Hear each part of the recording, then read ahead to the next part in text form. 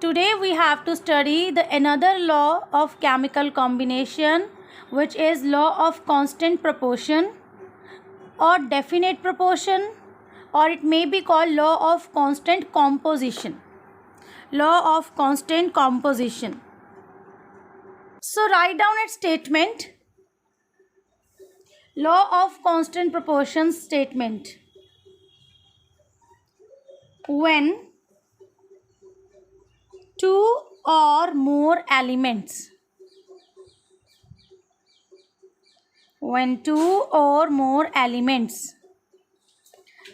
combine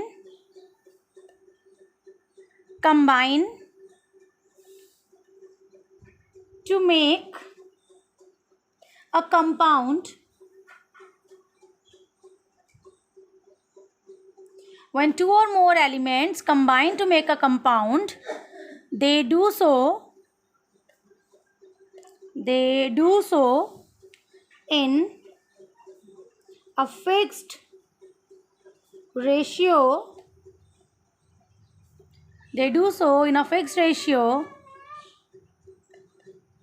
By their masses. Okay, so जब दो या दो से ज़्यादा एलिमेंट्स आपस में कंबाइन करते हैं और एक कंपाउंड बनाते हैं तो उस समय वो ऐसा कैसे करते हैं? They always do so by combining in a fixed ratio of their masses. Everyone see, I have written 1, 2, 3, 4, 5. 4 reactions I have written with all of your help. ठीक है, आपने इसको गाइड किया है सभी रिएक्शन, सब बच्चों ने बताई है, बहुत अच्छा पार्टिसिपेशन कर रहे हैं सब. ग्लूकोज का कंबशन, कोल का combustion, methane that is natural gas का combustion, decomposition of calcium carbonate that is marble, and baking soda का रिएक्शन विद एसिड. सभी में हमें एक प्रोडक्ट मिला है CO2. तो अभी हमने डेफिनेशन में बात की थी कि कभी भी कोई कंपाउंड बनता है, ठीक है ना, वो हमेशा एक फिक्स रेशियो में होता है, no matter what ever is it source. किस सोर्स से वो कंपाउंड बन रहा है, कहाँ से वो जनरेट हो रहा है, लेकिन उसमें हमेशा जो सोर्स में किसी भी सोर्स से वो जो कंपाउंड आता है, उस कंपाउंड में अगर आप रेशियो लेंगे इनके मासेस का, that would always be same. For example, there is 1 carbon atom, एक कार्बन है, ठीक है, एंड साथ में 2 ऑक्सीजन है. तो मैंने इस तरह से लिख दी है, ठीक है बेटा. एक कार्बन का मास कितना होता है? 12 unified. You must be knowing 12 unified, ठीक है. अभी आगे हम डिटेल में करेंगे एटॉमिक मासेस भी. एंड एक ऑक्सीजन का मास होता है 16, ठीक है. So here the ratio will be 12, यहाँ पे यूनिफाइड लिख देती हूँ, ठीक है. Unified will cancel, is to 32. 12 is to 32. 12 is to 32. Common number which can be deleted with the help of 4. So it will be 3 is to 8. This is the ratio by mass. ठीक है बेटा. And ये mass by mass जो ratio है 3:8, कभी भी आप carbon dioxide किसी भी सोर्स से लें, और ये सोर्स ऑफ रिएक्शन एक और CO2 होता है जो हम एक्सेल करते हैं, वो एक्चुअल में यही वाला होता है. जब हमारे टिश्यूज़ रेस्पायर करते हैं तो CO2 जो एक्सेल करते हैं वो यही वाला होता है, ठीक है ना. सो मतलब सोर्स तो अलग है ना, it is coming out of our body, है ना.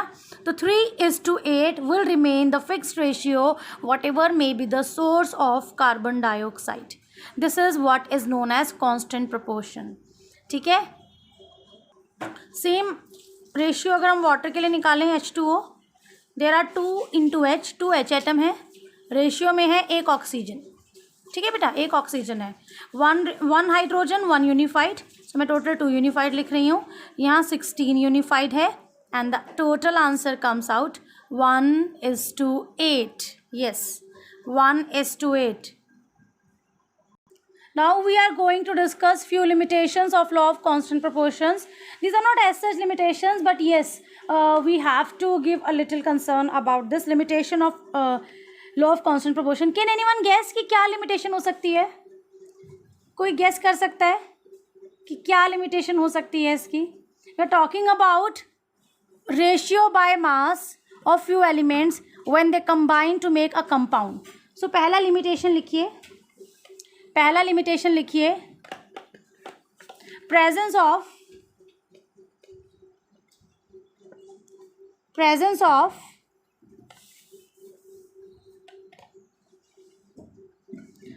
isotope of any element. I'm speaking also along with I'm writing presence of isotope of any element in the compound.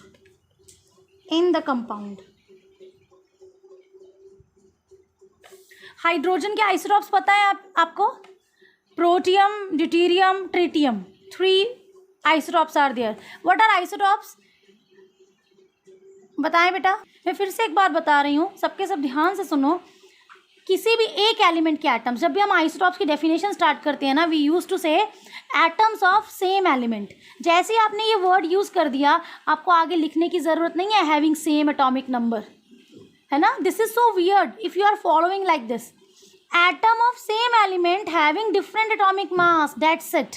इसको बोलते हैं डेफिनेशन ऑफ एटॉमिक आइसोटॉप्स. क्या मतलब है इसका? अगर मैंने बोल दिया कि atoms of same element, it means their atomic number is same. अगर एटॉमिक नंबर सेम है तो नंबर ऑफ प्रोटॉन्स भी सेम होंगे. तो न्यूक्लियस में चलते हैं, उनके न्यूक्लियस में नंबर ऑफ प्रोटॉन सेम है, लेकिन उनके मासेस डिफरेंट है. अगर उनके मासेस डिफरेंट हैं तो किसकी वजह से हैं? मास में 2 ही सब एटॉमिक पार्टिकल्स कंट्रीब्यूट करते हैं, 1 proton and second neutrons. Protons अगर कांस्टेंट हैं तो of course that must be neutrons. So isotopes क्या होते हैं? एक ही तरह के दिखने वाले एटम्स, एक ही एलिमेंट के एटम्स, लेकिन उनमें से कुछ थोड़े से हैवी होते हैं. ठीक है, बस उनका भार ज़्यादा होता है, उनका वेट ज़्यादा होता है, दैट्स इट. इसको हम बोलते हैं आइसोटॉप्स. हाइड्रोजन में 3 तरह के एटम्स देखे गए हैं. सबसे मैक्सिमम ऑलमोस्ट 98% जो होते हैं वो होते हैं जिनका एटॉमिक मास 1 है.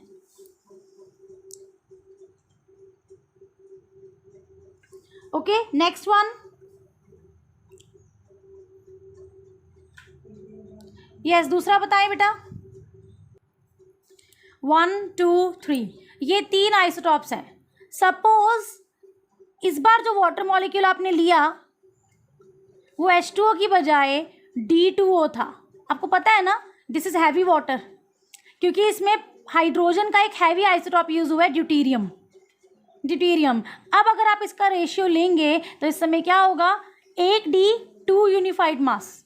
जैसे एक H, एक प्रोटियम का 1 यूनिफाइड मास था, यहाँ पर हम लिखते थे 2 इंटू 1 यूनिफाइड इंटू 16, तो यहाँ पर आता था 16 यूनिफाइड.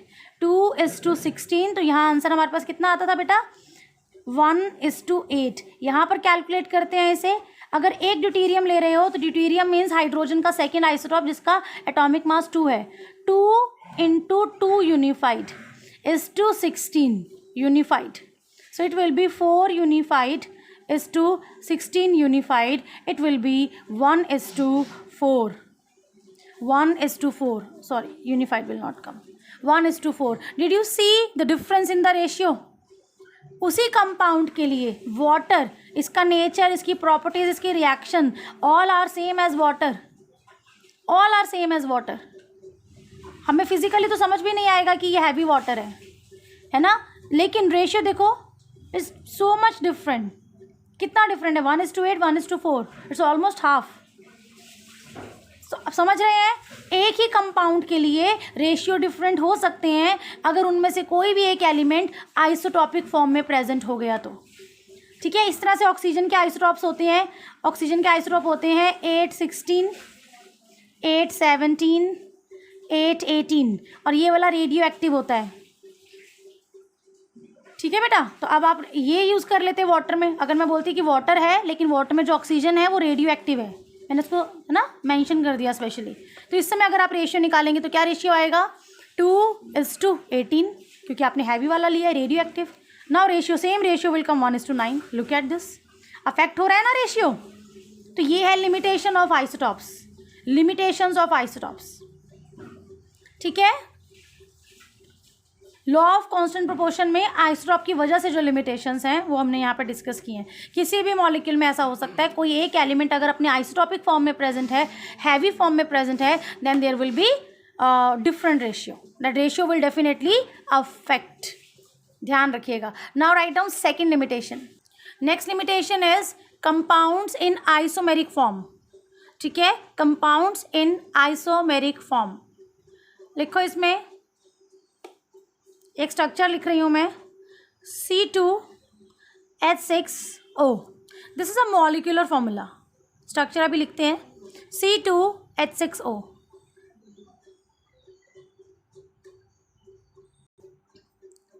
यस बेटा, 2 कार्बन 6 हाइड्रोजन 1 ऑक्सीजन। ये एक यूनिट है जो एक कंपाउंड बना सकता है, ऑर्गेनिक कंपाउंड बनता है इससे, ठीक है। And you are familiar with one of the compound with 2 carbon 6 hydrogen and 1 oxygen. Okay, so let's see this part. 2 carbon के साथ आप रेशियो, अगर आप देखें, इनका रेशियो निकाल दो बेटा पहले तो, कि अगर इससे एक मॉलिक्यूल बनेगा तो उसमें कार्बन, हाइड्रोजन और ऑक्सीजन का क्या रेशियो आने वाला है? 2 into carbon, 6 into hydrogen and 1 into oxygen, right बेटा? ये लिख दिया। सो 2 into 12, right? 6 into 1, right? 1 into 16। Is this fine बेटा? रेशियो कैंसल आउट कर देना, it will go only with 2। This will be the ratio 12:3:8। Ratio fix है। और अभी हमने पढ़ा law of constant proportion. Law of constant proportion कहता है कि एक गिवन कंपाउंड के लिए उसका जो बाय मास रेशियो है that is going to remain fix for ever, हमेशा फिक्स रहेगा। अभी हमने इस मॉलिक्यूलर फॉर्मूला के लिए रेशियो निकाला 12:3:8, ये रेशियो तो आ गया, ठीक है बेटा।